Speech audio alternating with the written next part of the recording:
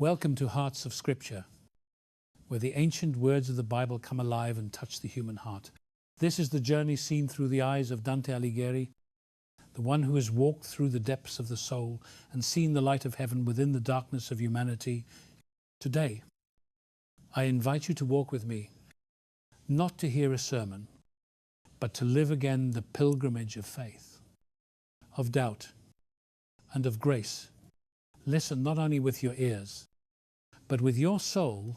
There was a morning when I woke to the sound of silence, heavy as stone, and I knew that silence was not peace, but the waiting breath before battle.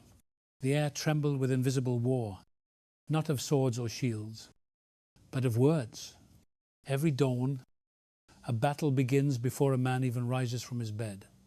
His tongue, still warm from dreams, becomes the blade that will either bless the day or curse it.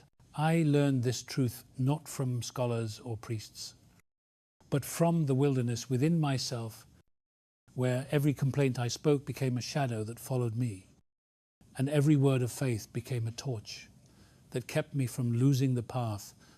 The soul's war is not fought in the streets, but in the mouth, for it is written that death and life are in the power of the tongue, and whoever loves it will eat its fruit.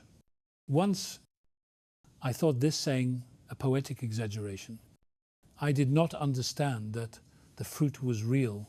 I tasted it in the bitterness of days I had cursed without knowing, and in the sweetness of moments I had blessed without expectation. In the beginning, God spoke and the universe shuddered awake. His voice became the heartbeat of creation, and we, made in His image, carry the same echo, a smaller but deadly reflection of that divine word. We speak and the unseen obeys for our words, our seeds, and the world is the soil. Yet, how carelessly we sow. I have seen men speak of misery and reap despair, speak of fear and reap defeat, speak of nothing but scarcity, and then wonder why their barns are empty. Words are laws written upon the wind, invisible, yet binding. The fool mocks them because he cannot see them, but their judgments fall upon him all the same. I once met a man in Florence who never ceased to murmur against his fate. He said his business was cursed, his home loveless, his prayers unanswered. His lips moved like the wheel of a mill, grinding his own soul to dust. He thought he was venting sorrow, but in truth he was sculpting his prison. Every sigh became a brick, every word a chain, and when ruin finally came, he blamed heaven, not knowing he had invited it with his tongue. I left him with pity and fear, for I recognized in him the echo of my own years of murmuring. Complaining seems harmless until one hears the whisper of angels retreating. I, too, once filled my prayers with lament, thinking God deaf to my afflictions. But one night, as I wandered through the ruins of my thoughts, He felt a presence near, still and solemn, saying to me, "You have cursed what I called holy. You have spoken death where I breathed life." From that moment, I began to listen to my own words as a confessor listens to sins. Every phrase became a mirror. Every idle utterance revealed a fracture in faith. Then I saw that blessing is not a superstition, not a polite phrase, but the tongue's covenant with heaven. To bless is to breathe in harmony with the breath of God. To curse is to choke on one's own disbelief. Every word we utter builds an altar or digs a grave. I began to test this truth in the simplest way. At dawn, before I rose from my bed, I whispered, "This is the day the Lord has made. I will rejoice and be glad in it." I spoke it not because I felt joy, but because I needed to command it. And though my circumstances did not change, the air within me shifted. The heaviness lifted as if unseen chains had fallen away. That morning taught me that speech is the key that turns the lock of the invisible. When I blessed The path before me seemed less cruel. When I complained, the path became darker. God had not changed. I had changed my allegiance. The battlefield was my tongue. The victors are not those who fight louder, but those who speak truer. My journey through the inferno and the mountain of purgatory had shown me the weight of words.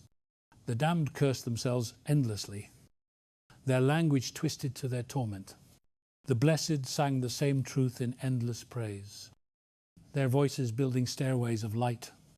I understood then that the afterlife only reveals what our tongues began to build on earth. Each day, each phrase, each breath constructs eternity's foundation. Speak in wrath, and you forge iron chains. Speak in faith, and you lay golden stones. As I walk now through the quiet corridors of my thoughts, I tremble at this power God entrusted to dust. To speak is to participate in creation, to echo the first command that called light from darkness. The angels guard their words as treasures, yet men spill theirs like coins in the mud. How strange that creatures who cannot create a single grain. Have you ever wondered what would happen if your words were seen as light instead of sound? If every complaint became a shadow on your wall and every blessing a candle burning in your home? The truth is, they already are. You are surrounded by the architecture of your own speech, walls of faith or walls of fear built from every syllable that leaves your mouth. And so I must ask you, not as a teacher, but as a fellow traveler, what have you been building with your words lately? Pause for a moment and look around your life. The atmosphere that greets you in the morning, the peace or heaviness that lingers in your home, the hope or fatigue that fills your days, these are not accidents. They are echoes. They are the reflections of what your tongue has sown in the unseen. When I first began to see this truth, I could not bear the weight of my own speech.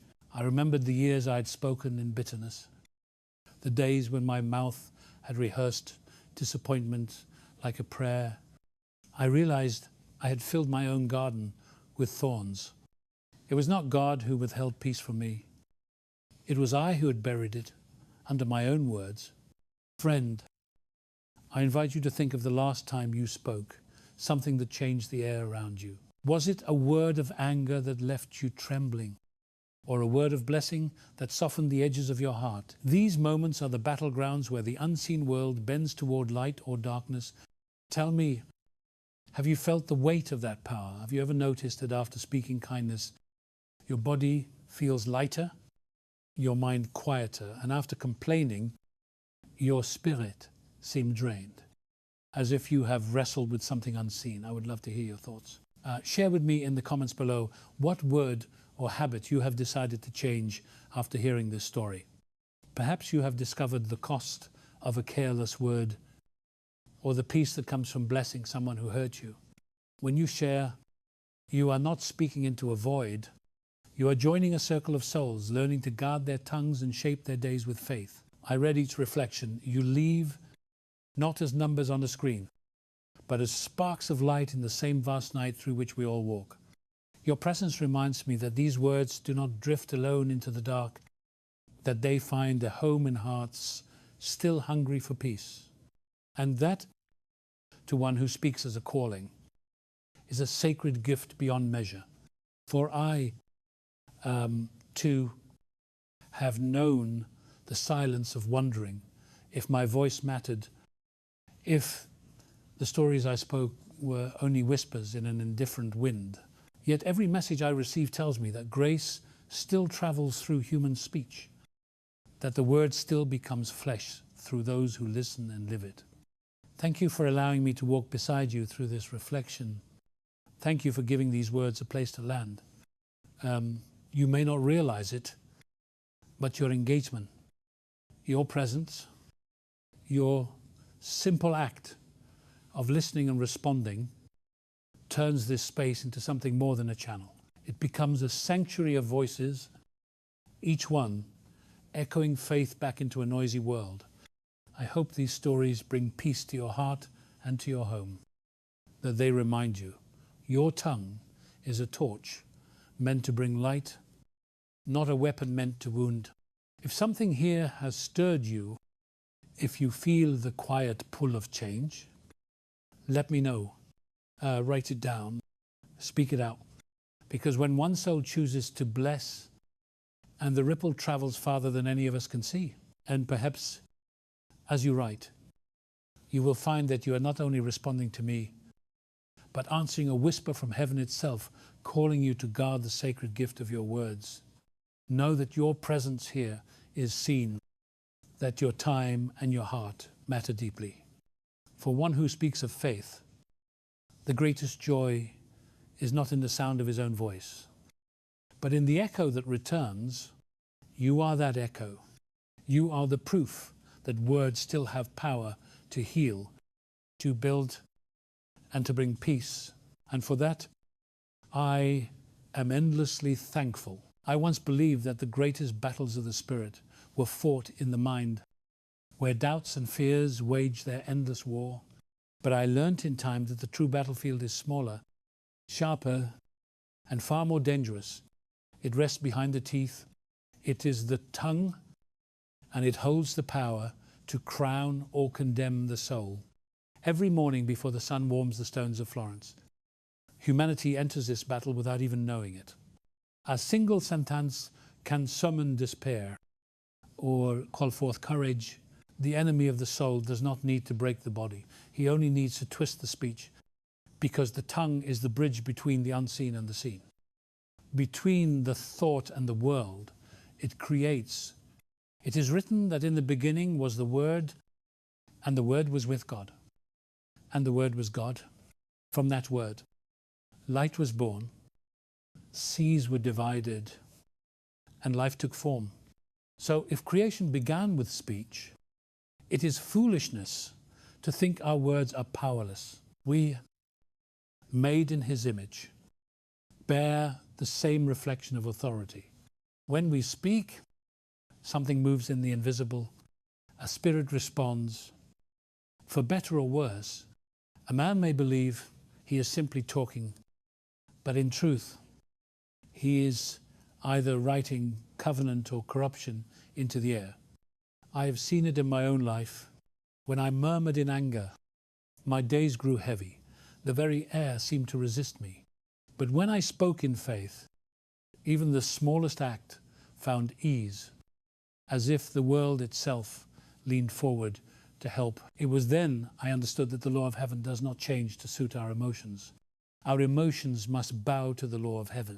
The power of speech is the divine inheritance of man, a gift placed into mortal hands with infinite consequence. A careless word can tear down a house faster than a storm. A sincere blessing can heal a wound deeper than any blade. The saints of old knew this well. They blessed before they built. They spoke peace before they went to war. And because their lips aligned with the will of God, their steps carried the authority of heaven. I remember reading of Abraham, who stood beneath the sky, barren of stars, yet called himself the father of nations. He was not a dreamer. He was a declarer. Each time he spoke his new name, he was rehearsing a miracle. His mouth built what his eyes could not yet see. So too with us. We speak our future into being, and heaven listens for the sound of faith. The fool waits to see before he speaks, but the wise man speaks because he has already believed. When God blessed Adam and Eve, His blessing was not a wish. It was a command charged with creative fire. Be fruitful, multiply, of dominion. Those words carried the weight of divine authority. The same current that holds the stars in their courses. To bless is not to hope. It is to build. To curse is not to vent. It is to destroy. Many still reduce blessing to a whisper of good manners. A polite gesture before departure. They say, God bless you, without knowing they have just echoed the language of creation. Blessing is not empty tradition. It is covenant thunder. It is heaven lending its voice to your breath. To bless is to call order out of chaos. To stand before fear and say, the Lord is my strength and my shield. And to watch fear crumble, because it cannot stand against the sound of truth. In Hebrew, the word for bless means to kneel. to bend in reverence. That is what blessing truly is. The bowing of our speech beneath the sovereignty of God. Each blessing is an act of submission and of power, a confession that we are not gods, yet we speak with the breath of one who made us. And so, to speak without reverence is to wield divinity without wisdom. That is why complaining is not harmless. It is rebellion in disguise. When the Israelites grumbled in the desert, they were not merely unhappy travelers. They were witnesses of miracles who dared to call God unfaithful. Their tongues built a desert around their souls long before they perished in the sand. They could have crossed in days, but their words chained them for decades. They cursed the manna and the journey, and heaven gave them exactly what they confessed: emptiness. When I read this, I saw myself among them. I too had cursed my path, called it hard, called it unfair. And heaven, being just, allowed my own words to shape my wilderness. Only when I learned to bless the road, even when it was steep, did the burden lift. To bless is to agree with the promise. Even when you see no evidence of it, it is the language of faith, not of sight. And that is why blessing holds more power than complaint. Complaint reacts to what is seen. Blessing declares what is unseen. The one draws strength from fear, the other from faith. I once watched an old woman in the streets of Verona bless everyone who passed her. She was poor, her clothes torn by years of labor, yet her eyes shone as if they reflected another world. To one she said, "May your hands never be idle." To another, "May your children walk in peace." Some laughed, others ignored her. But I noticed that wherever she went, people smiled without knowing why. She changed the air around her. That woman, I think, was richer than any nobleman, for she carried heaven in her mouth. She proved what all the saints knew, that blessing is not bound by wealth, power, or status. It is bound only by the will to love, and love, when spoken, becomes law. If only we could learn from her to guard our tongues as sacred instruments, to remember that every word is a seed falling into the soil of time. Someday, each of us will eat its fruit. So speak with care. Speak as one who has walked through both light and shadow and knows that each sentence either builds a cathedral or digs a grave. In this lies the true discipline of the soul, to let the mouth become the servant of grace, rather than the echo of fear. For the kingdom of God is not found in many words, but in the few that are spoken rightly. There was a night when I could no longer pray, when the words I had once trusted felt like ash on my tongue. I sat beside a candle that burned low, its trembling flame throwing restless shadows on the stone wall. It flickered as if unsure whether to live or to die, and in that small light, I saw a reflection of myself. My prayers had become noise. My faith repetition. I spoke of blessing, yet felt only silence. That night I asked myself what it truly means to bless. To speak life when all I see is ruin. I remembered how God once spoke into a void, into darkness so thick that even angels trembled to look upon it. And with a single command, light was born. He did not wait for signs of life to appear. He did not consult the silence to see if it was ready. He spoke because to speak truth in darkness is to imitate the Creator himself. And I began to understand that blessing is not an act of comfort, but of warfare. To bless is to defy despair. It is to speak the language of heaven while standing in the ashes of earth. I had to learn that the tongue was not made to describe reality, but to transform it. So I began again, carefully, painfully, as one who rebuilds a broken instrument. I examined every phrase I had once thrown carelessly into the air. Each complaint was a crack in my armor, each fearful word a surrender to the enemy. I began to realize that words are never lost. They linger in the atmosphere, shaping the unseen before they shape the visible. And so I trained my mouth as a soldier trains his weapon. I learned to aim before speaking. I learned to keep silent when my heart was not ready to speak truth. There is a discipline in silence that modern men have forgotten. It is not weakness, but restraint, the wisdom of holding fire until it can be used for light and not destruction. I found that the more I guarded my speech, the clearer my mind became. Thoughts that had once ruled me like tyrants began to bow. Words, after all, are the children of thought. And when you discipline the tongue, the mind must follow. Then something strange began to happen. My prayers, once heavy, began to rise like incense. Again, the room that had felt hollow began to breathe. The same walls that had echoed my frustration now seemed to listen. When I spoke blessing over my day, he felt a stirring, not in the air, but in my soul. It was as though heaven was waiting for permission to move, and my words had unlocked the gate. This, I think, is why the scriptures say that faith comes by hearing. The ear is not only for receiving, but for reminding the heart of what it already knows. When I spoke blessing aloud, my own soul heard it and believed. There is something sacred in hearing your own voice agree with God. It forges a covenant between flesh and spirit. And I began to see that to bless is not to manipulate heaven, but to align with it. Blessing is not asking God to move. It is moving with him. It is stepping into rhythm with his will. When I blessed my body, I was not demanding healing. I was reminding it who its maker was. When I blessed my path, I was not demanding success. I was aligning it with purpose. When I blessed my enemies, I was not excusing their cruelty. I was refusing to let their darkness reproduce in me. That is the secret power of blessing. It cleanses the one who speaks as much as the one who receives. I have met many who believe that power lies in the hands. But I tell you, it lies in the mouth. The hand can strike or build, but the mouth decides which the hand will do. Words ignite the heart before actions follow. And so, when you say, I cannot, your body will agree. When you say, I will rise, creation bends to accommodate that truth.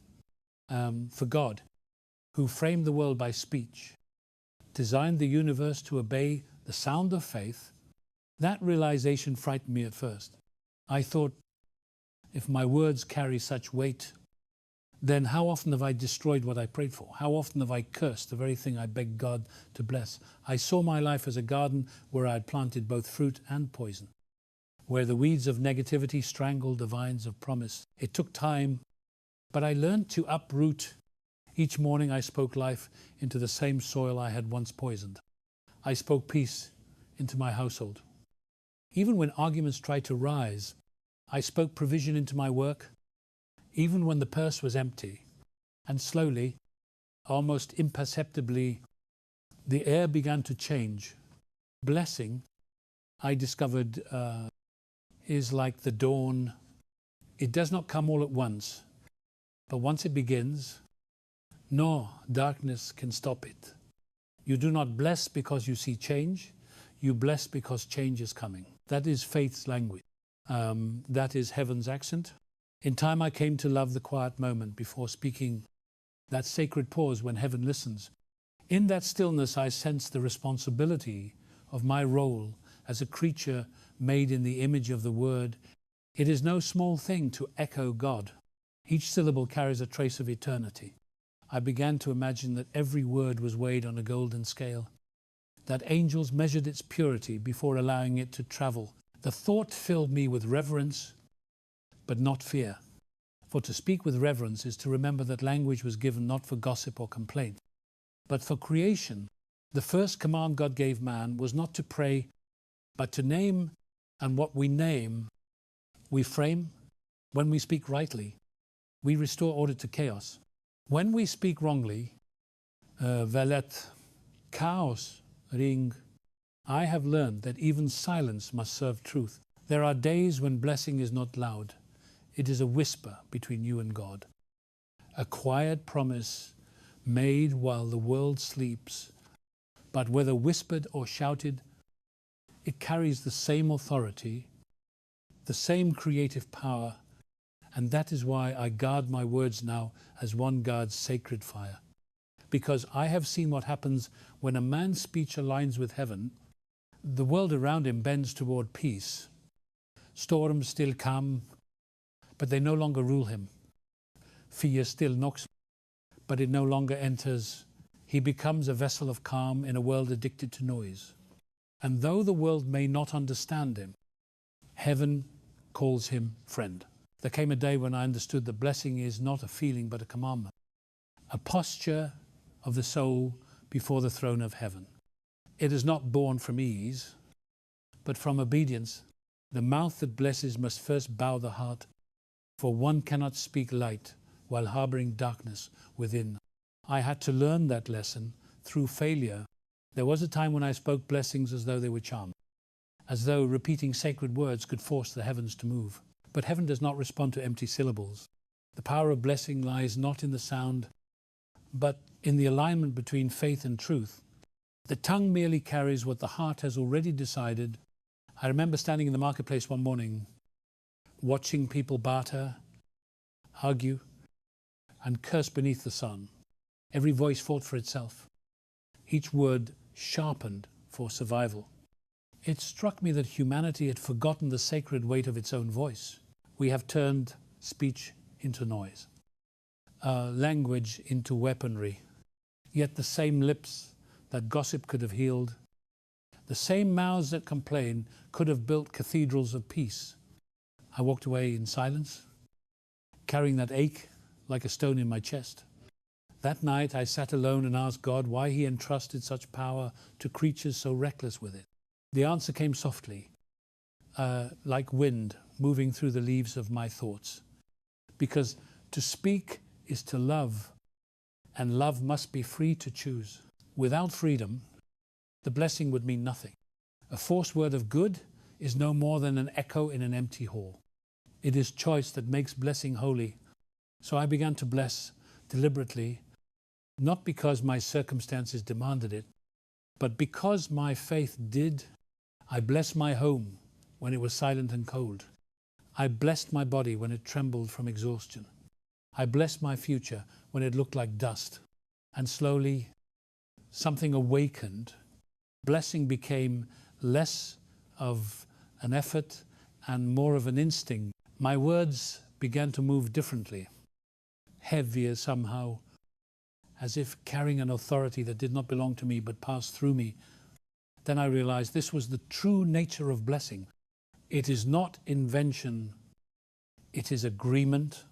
When we bless, we do not create new truth. We call existing truth into visibility. We echo what God has already declared in his wisdom. The more I spoke those words, the more I sensed the invisible structure of divine order surrounding all things. It was like standing before an unfinished mural and suddenly seeing the artist's design hidden beneath the brushstrokes. What once seemed chaos began to reveal pattern. Each blessing uncovered meaning, where before there had only been confusion.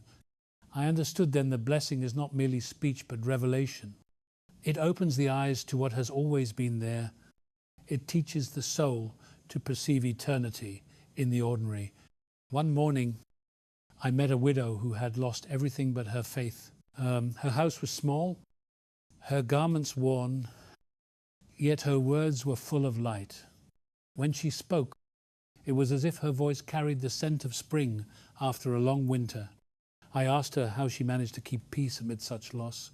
She smiled and said, "I learned to thank God for the little I had until it became much. I bless because blessing reminds me that I'm still alive." I left her home changed. I saw that her secret was not denial of pain, but mastery over it. Blessing does not ignore reality. It transforms how we meet it. To bless is to take hold of grief and baptize it in gratitude. From that day, I tried to speak as she did, not pretending that sorrow did not exist, but refusing to give it the final word. Every trial that came became a chance to train my tongue. There were days when my voice shook with disbelief, but I spoke anyway.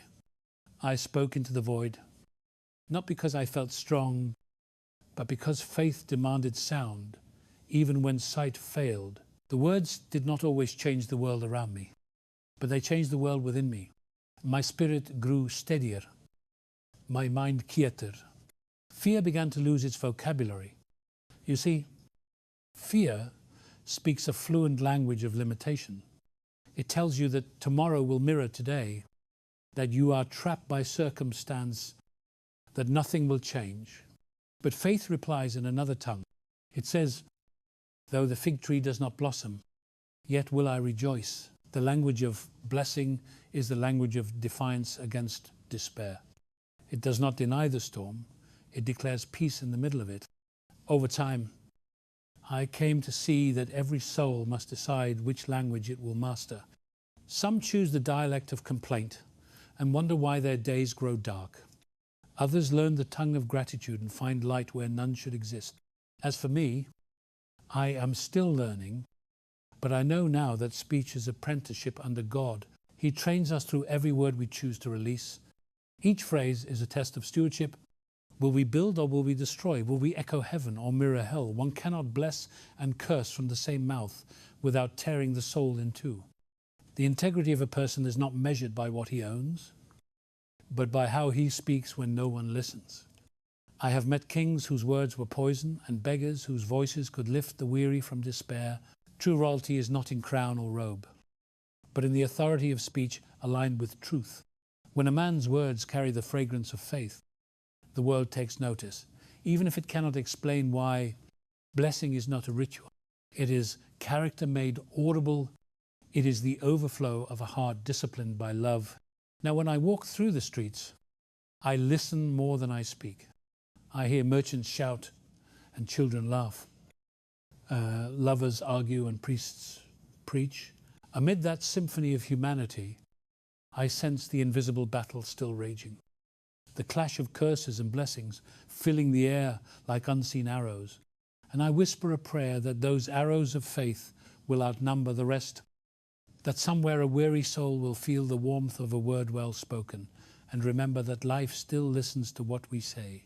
There was a season when I began to understand that the true measure of faith is not what a man believes in silence, but what he dares to speak aloud when silence would be safer.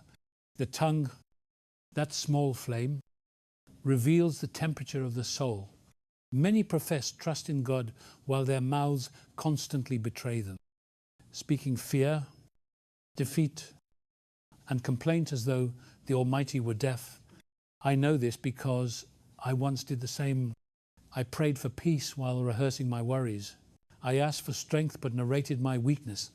My lips moved in contradiction to my faith, and the heavens stayed quiet, not from cruelty, but from coherence.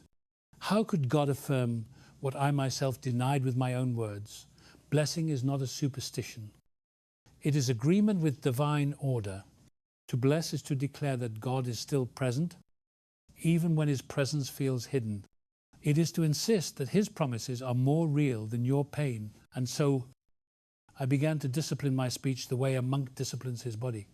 I fasted from complaint, from sarcasm, from despair disguised as humor. I refused to let my mouth become an altar to anxiety.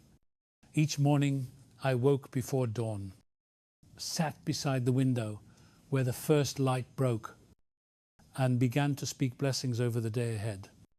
At first it felt mechanical, like reciting lines in a play I did not yet believe in. But faith, I learned, often begins with imitation before it becomes revelation. The heart catches up to the tongue that speaks truth long enough. So I spoke. I said, today I will not fear. Today my hands will build peace. Today I will see goodness even in difficulty. The words sounded fragile at first, but each one carried a spark, and slowly they began to ignite something deep within me. My outlook shifted, not because life softened, but because I had stopped giving darkness my voice. There is a strange law in the realm of the Spirit. What you speak, you authorize. Every word is permission granted to either grace or despair. When you speak fear, fear takes root. When you speak faith, heaven moves. That is why Jesus said that every idle word will be accounted for. Words never vanish. They either build altars or prisons. And I had built enough prisons for one lifetime. So I began to bless deliberately, to speak order into the chaos of my own heart. I blessed my mornings before they arrived, my work before it began, my rest before it ended. I blessed even the people who wounded me, not because they deserved it, but because I refused to let bitterness recruit my tongue. Forgiveness is born when the mouth stops feeding resentment. To bless one's enemy is not weakness. It is warfare. I learned that from watching the cross, the Son of God, bloodied and broken, looked upon those who mocked him and spoke words no man could invent. Our Father, or forgive them. In that moment, heaven's justice and mercy collided in a single sentence. The world changed not when the stone rolled away, but when those words were spoken. The resurrection was already unfolding in that blessing. I began to wonder what power still waits in our throats. What prisons could open if we dared to speak life into the graveyards of our circumstances. The prophets of old did not speak because they felt strong.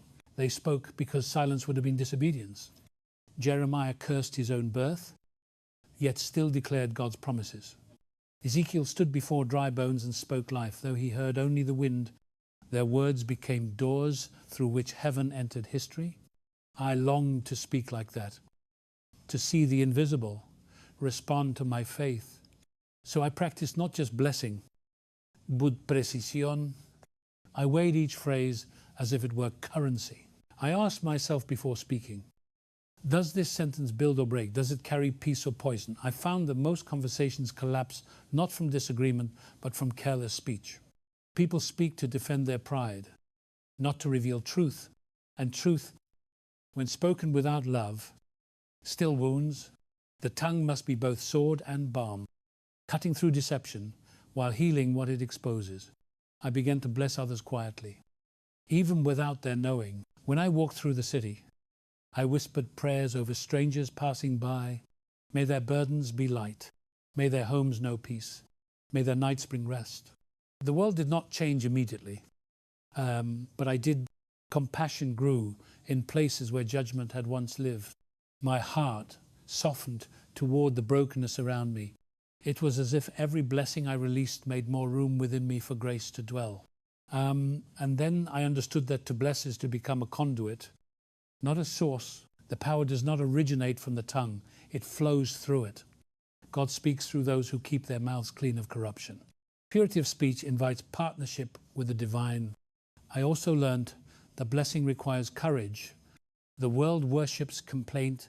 It calls cynicism intelligence. To speak faith in such a world feels like rebellion. Yet it is rebellion in the right direction. Defiance against despair. Every time I choose to bless rather than curse, I strike a blow against the empire of fear. And though few may see it, the unseen realm trembles. The angels lean close when a human voice dares to echo the truth of heaven. Sometimes, when I bless the day, I imagine those words rising like banners across invisible fields. They move through the air, unseen but unstoppable, turning storms aside, softening hearts, realigning destinies. Perhaps it is imagination, or perhaps it is faith becoming sight. Either way, I know this: nothing spoken in love ever dies. Words born of faith live longer than their speaker. They move through generation, lingering in the air like sacred fragrance. I think of my grandmother's prayers, spoken in a small room decades ago, and realize they still follow me like loyal guards. Here, blessings outlived here, because faith is not buried with the body. It is carried forward by the breath of God. So now, each morning, I rise with reverence. I place my hand over my chest and whisper blessings, as one might light candles in a dark cathedral, not to control the day, but to consecrate it. For to bless is to remember who I am, dust. Yet divineco, finite breath, yet carrying the word that made the stars, and that I think is the holiest thing a mortal tongue can do. There came a time when I began to understand that every blessing spoken is not merely a word released into the air, but a seed cast into eternity, and every seed will find its soil. I saw that nothing spoken in faith is ever wasted. Even when silence seems to swallow it, there are words that lie dormant, like winter grain, waiting for the appointed season to break through the frost. I learned this through failure, through the long ache of unanswered prayers and unreturned kindness. For many years, I had spoken blessings with hope, yet watched nothing change. I blessed those who cursed me. I blessed paths that seemed to lead only into fog. I blessed dreams that withered before blooming. I thought perhaps heaven had grown deaf to my voice. But one evening, as I walked through a narrow street lined with lamps flickering against the wind, I realized that I had been looking for fruit in other people's gardens. The harvest was not meant to please my eyes. It was meant to train my faith. I had been sowing into a kingdom that measures growth not by sight but by endurance. Faith matures in the soil of silence. It was then that I saw the deeper law of blessing. What you speak will always return to you, but not in the way you expect. Sometimes it returns as peace in your heart, sometimes as clarity in confusion, sometimes as strength to keep standing when all else falls. The one who blesses does not do so for reward, but because blessing itself is a form of worship. To bless is to participate in the nature of God, to echo his mercy even when the world deserves none. There is nothing more divine than to speak good in the face of evil. That is the language of heaven. And it burns against the cold logic of men. I remember visiting a village once struck by famine. The people were weary, their faces drawn like parchment stretched too thin.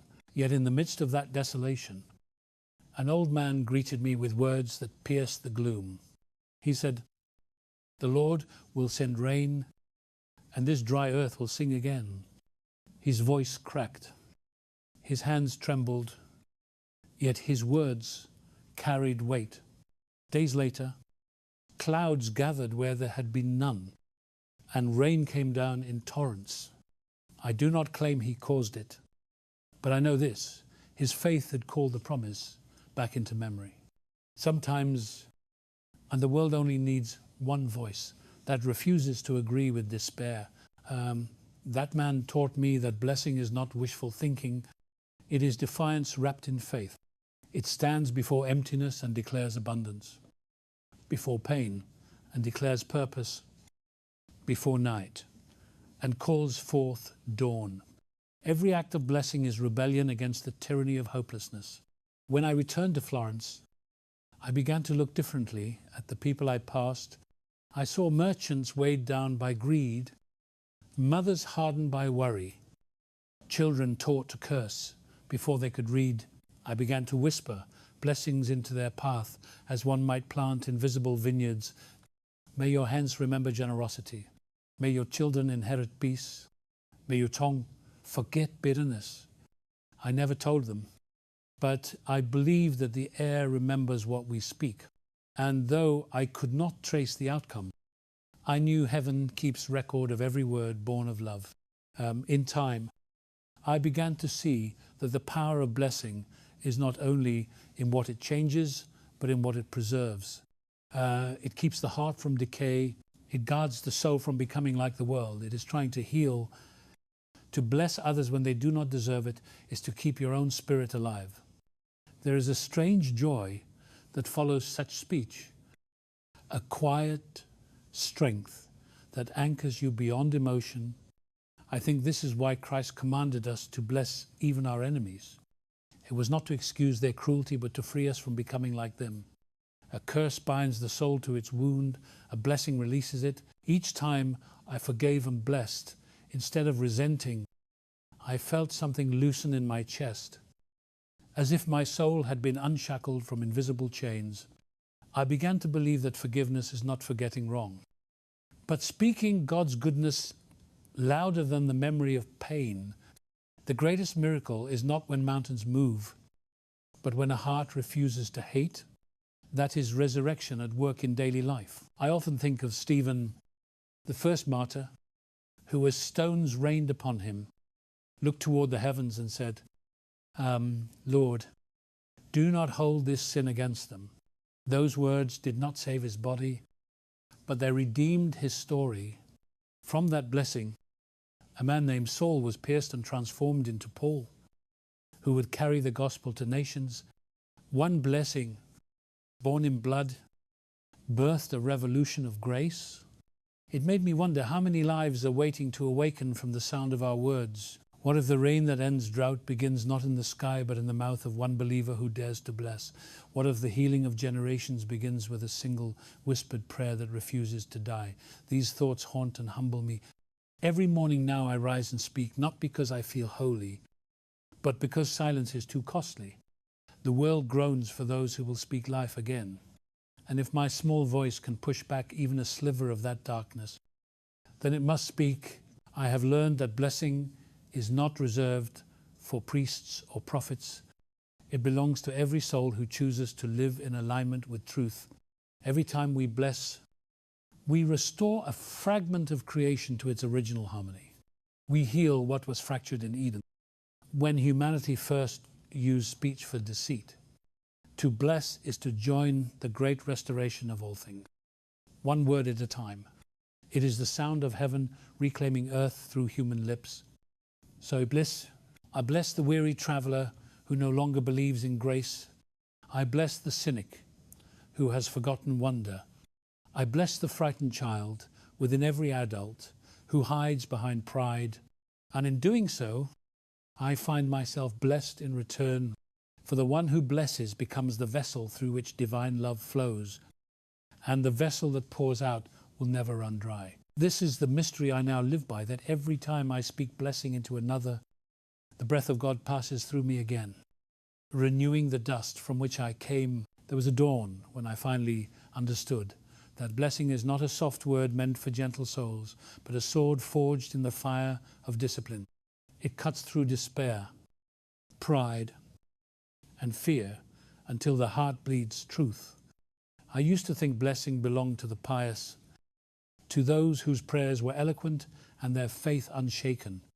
But I learned that true blessing belongs to those who have wrestled in the dark and still choose to speak light.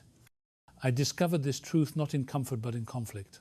There was a morning when I woke with a heaviness that no prayer seemed to lift. The room was still, the air cold, and silence pressed against my chest like a weight. I tried to pray, but my words collapsed under the weight of doubt. He felt abandoned, unseen, as though the heavens had shut their doors. Yet even in that silence, something whispered within me, "Speak, bless this day." He hesitated, for my heart was dry and my tongue unwilling. But obedience does not wait for emotion, so I forced the words out, thin and trembling. I bless this morning. I bless this breath. I bless what I cannot yet understand. And as I spoke, a strange strength returned, not joy, not clarity, but the quiet steadiness of someone who chooses to stand though the storm has not passed. That is when I knew blessing is not a reaction. It is a rebellion. It is not a song sung after victory, but a cry of defiance in the midst of battle. Every blessing spoken in faith is a blow struck against despair. Every word of gratitude in pain is a weapon raised against the enemy. From that day on, I began to see blessing not as ritual but as warfare, not as sentiment but as strategy. The world is filled with voices that curse governments, that curse their people, lovers that curse one another, even children that curse their own reflection. Every curse builds a wall of darkness, but every blessing tears one down. To bless is to push back the tide of evil, one word at a time. I started walking through the streets differently. Where others saw decay, I saw battlegrounds waiting for light. I whispered blessings over every corner of the city. Over the baker rising before dawn, I spoke, may his hands never lose warmth. Over the mother carrying a child, I spoke, may peace dwell in your home. Over the beggar asleep by the steps of the church, I said, may you never be unseen again. No one noticed me. But heaven did. Blessing changes the air, even when the world does not acknowledge it. Each word, though invisible, becomes the seed of order in chaos. I came to believe that this is how God repairs the world, not through thunder, but through whispers that align with His will. There is something terrible and holy about knowing. Your mouth carries such weight. It leaves no room for idle words. Every complaint becomes a vandalism of the sacred. Every sarcastic jest, a crack in the temple of truth. I began to train myself as one trains a soldier, guarding every syllable that left my lips. I asked myself constantly, does this build or destroy? Does this mirror heaven or echo hell? Some days I failed. My temper betrayed me. My pride spoke before wisdom could catch it. But even then, I returned to blessing, not as perfection, but as repentance. For each time I chose to bless again, I reclaimed territory that anger had stolen. Blessing is not the mark of saints, but the weapon of survivors. And I have seen how it changes those who wield it faithfully. Once I met a man who cursed his life with every breath. He spoke of failure as if it were a prophecy, and his days followed his words like obedient dogs. I told him, what you call your fate is only the echo of your mouth. If you wish to see light, speak as one who believes in morning. He laughed, but I kept blessing him in silence. Months later, I met him again. His face was different, softer. His eyes no longer hunted by fear. He said, I tried what you said. I began to speak life over my work, my home, even my sorrow. And something happened. It was as if heaven heard me for the first time. I smiled, for heaven had always been listening. It was His words that had been deaf. When a man blesses what he cannot control, he invites God into his chaos. That is how creation began, with a voice speaking into darkness. Let there be light. Those words were not mere command.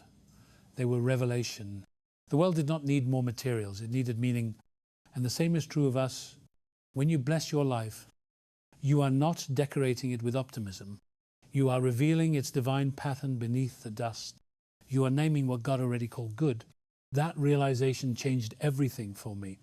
I began to see blessing not as an escape from reality, but as participation in it. When I say, I am strong, I am not denying weakness.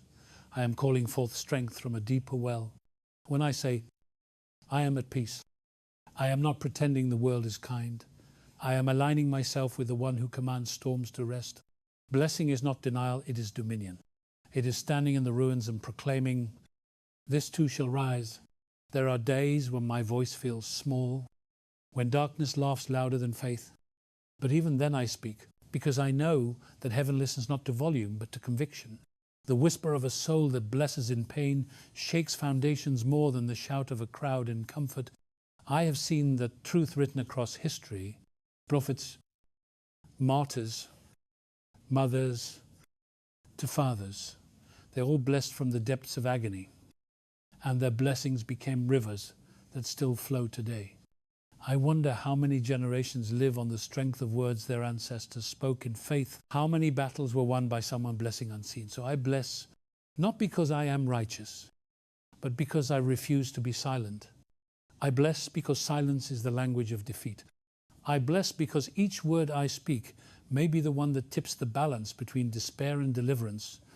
Blessing is not a privilege. It is a responsibility.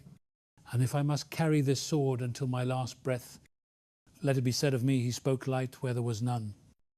and the darkness remembered his voice. There came a point in my journey when I understood that the act of blessing must move beyond the lips and enter the marrow of one's being, that to speak light without becoming light is hypocrisy dressed in reverence. I had spent years mastering the discipline of the tongue, guarding my words like a vigilant watchman at the gates of a city. Yet I realized that words alone could not redeem a heart still wounded by its own disbelief. The power of blessing is not only in what is spoken, but in what is lived. A man may utter 1,000 holy sentences, but if his life denies them, heaven will remain silent. I had to confront that within myself. There were mornings I spoke peace over my day, yet carried unrest in my chest. I blessed others while secretly envying their joy. My tongue declared abundance while my heart whispered lack. That conflict was poison, and no word, however sacred, could thrive in poisoned soil. So I turned inward, into the labyrinth of my own soul, seeking to cleanse not only my speech, but the source from which it flowed. The deeper I went, the more I saw that blessing begins not with sound, but with surrender. It is the release of control, the yielding of the heart to divine order. To bless sincerely is to say, not my will, but thine be done. It is to trust that even the unanswered prayers are not refusals, but redirections. And that trust transforms the voice. When the heart is at peace, the tongue no longer strains to sound holy. It becomes naturally aligned with truth. From that stillness, blessing flows effortlessly, like water from a pure spring. I remember one evening when the city was cloaked in mist and the cathedral bells echoed across the valley. I sat outside the chapel, listening to the murmur of prayers rising within. People were asking for favor, protection, forgiveness. Their words were sincere, but their faces were weary. I realized how often we approach God like beggars at a locked gate, forgetting that the key has already been placed in our hand. Blessing is that key. It opens the door from fear to faith. It reminds us that we are not servants trying to earn affection, but children reclaiming inheritance. I whispered into the cold air, Father, I bless what you have already blessed. And in that moment, something in me shifted. I felt no thunder, no vision, only the quiet assurance that heaven had never been distant. Only my awareness had. From that day on, I learned to speak blessing, not to summon God, but to awaken myself to his nearness. When I bless my path, I am not calling for new roads, but recognizing that every step, even the painful ones, is part of his map. When I bless my enemies, I am not erasing their wrongs, but freeing myself from being chained to them. When I bless my future, I am not demanding miracles. I am aligning my heart to notice the ones already unfolding. That understanding gave my words new power. They no longer reached upward, straining to touch the divine. They radiated outward, carrying the presence of the divine already within. I began to see the world as a cathedral without walls. Every street an aisle, every face an altar. To walk through such a world and not bless, it felt like sacrilege. I remember blessing a dying man whose eyes had grown dim from years of labor and sorrow. He said, I have nothing left worth blessing.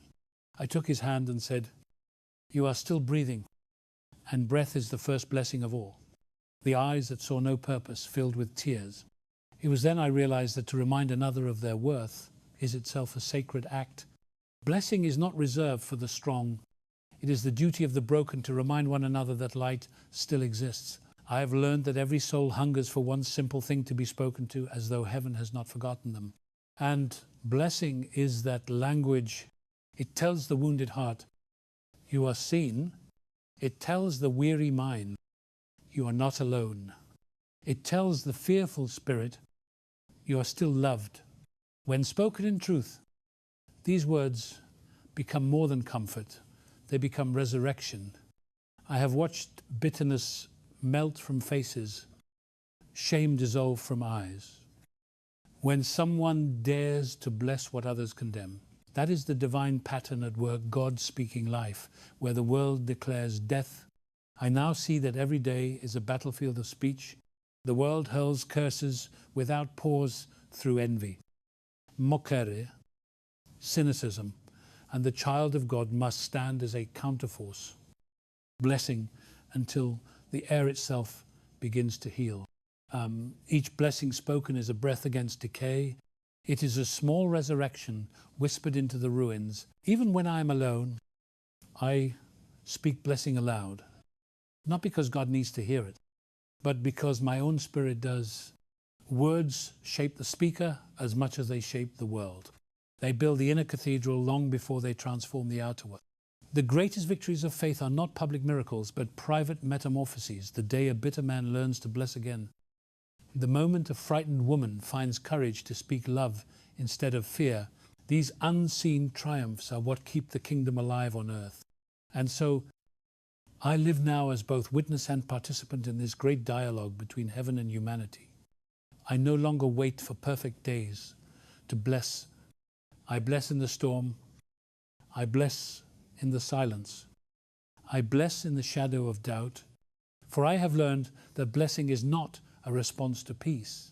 It is the creation of it. The one who blesses consistently becomes untouchable by despair. His words build a fortress unseen. His voice becomes a melody that darkness cannot imitate.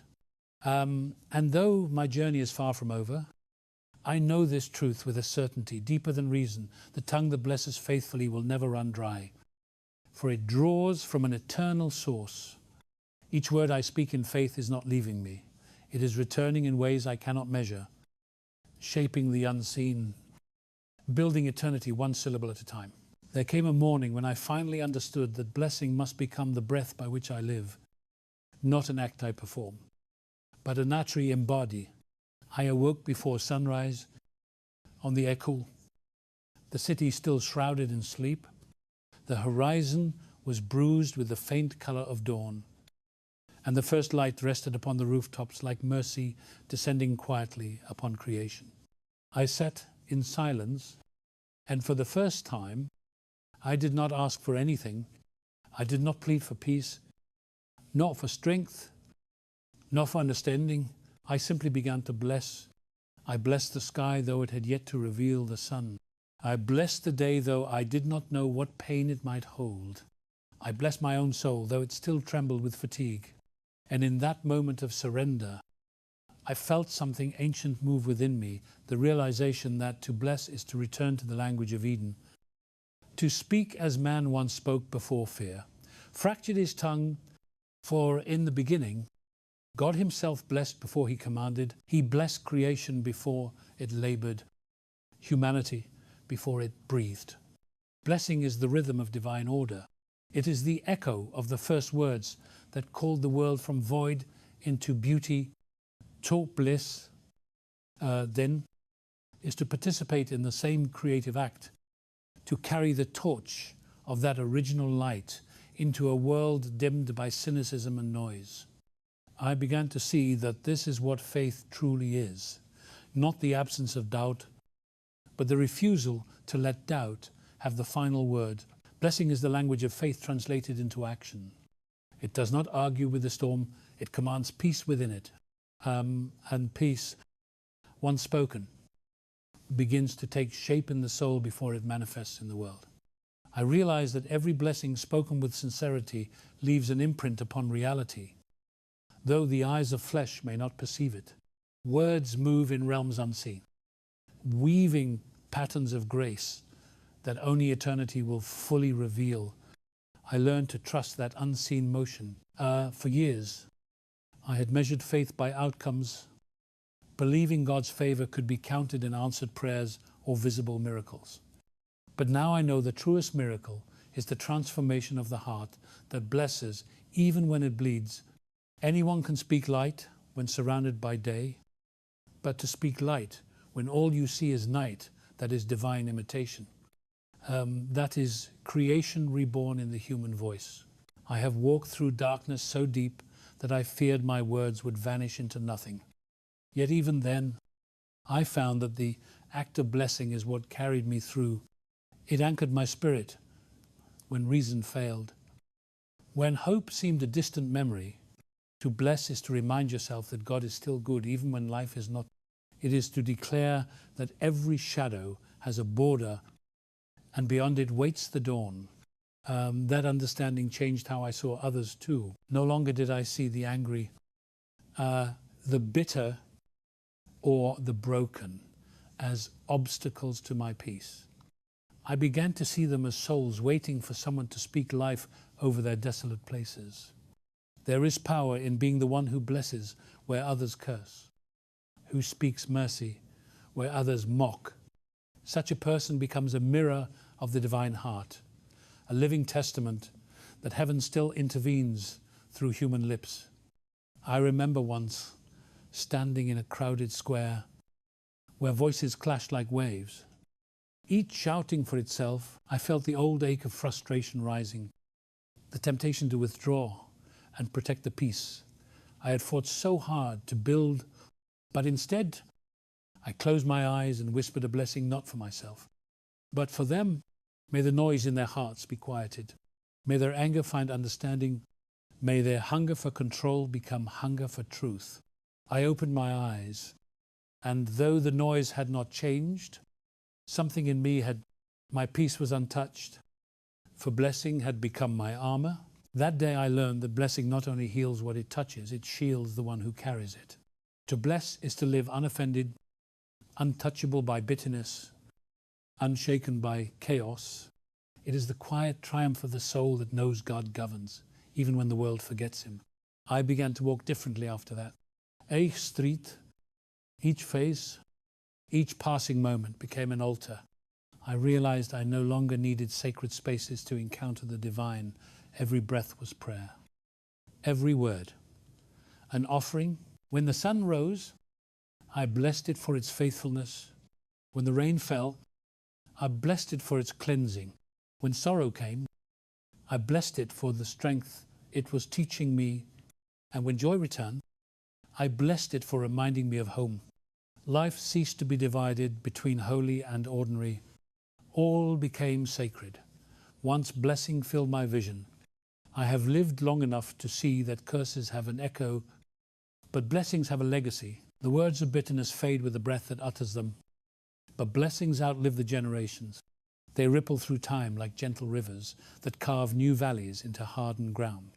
Somewhere, perhaps long after I am gone, someone may walk in peace because of a word I spoke in faith today. That is enough. That is the quiet immortality of blessing. Now, when I speak, I no longer seek results.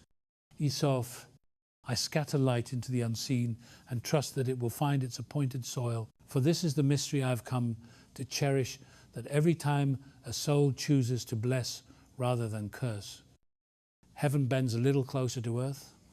Each blessing spoken is a thread woven into the fabric of redemption. And though I am but one voice among countless, I believe that together our words can restore what was lost. That is why I will bless until my final breath. For when all else is stripped away, titles, possessions, even memory, the one thing that endures is the voice that chose to echo the language of God. And when my time comes to cross the threshold of this world into the next, I hope my final act will be this: to bless, to speak one last word of light into the silence, trusting that somewhere beyond it, the divine voice will answer, "Well done." Now that the journey draws to a close, I find myself sitting in the quiet of my own heart, listening not for thunder or revelation, but for the soft rhythm of gratitude that hums beneath every breath. The path that began in confusion has led me here to understanding. I have learned that blessing is not merely speech, but transformation. It is not a practice of religion, but a posture of life. It is the choice to keep one's heart aligned with heaven, even while walking through the dust of earth. I look back on the days when my mouth was quick to complain, when fear shaped my words more than faith. Those were the days when my soul was at war with itself. But each time I chose to bless instead of curse, something within me healed. It was never immediate, but always real. The storms did not vanish, but I became the calm within them. That is the quiet power of a heart trained to bless it, no longer waits for peace. It creates it. And now I understand blessing is the purest form of resistance. It is how the soul refuses to let darkness dictate the narrative. It is how we reclaim the divine authority given to us at creation to speak light, to speak life, to speak order where chaos once ruled. I share this not as one who has mastered it, but as one who has seen its fruit. I have seen bitterness melt where blessing was spoken.